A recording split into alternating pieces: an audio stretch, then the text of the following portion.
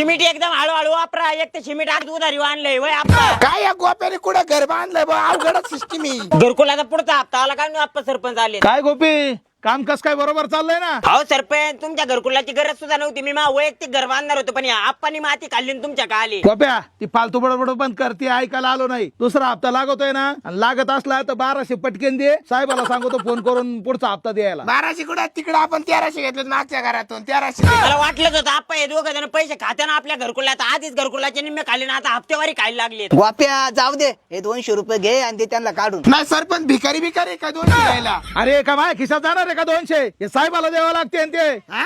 तुम्ही तर म्हणले आपण खाणार आहे संध्याकाळी मिळून पैसे. अरे हे कशाला माणसात काढितो? हा, साहेबाला द्यायचे. साहेबांना द्यायचे. आता तुम्हाला 200 नाही 1 रुपया सुद्धा देऊ नाही शकत. तुम्ही आप्पा त्यांना नादून ठेवले आणि तुम्हाला इटाणी आणि परत येऊ सुद्धा नका. नाही तर राहू दे, बघा तो कसा पुढचा हप्ता निघतो. पण आपल्या हातात थोडे हप्ते बिप्त्याचं असं म्हणायचं. म्हणायचं. निघायचं हप्त्याचं. चला.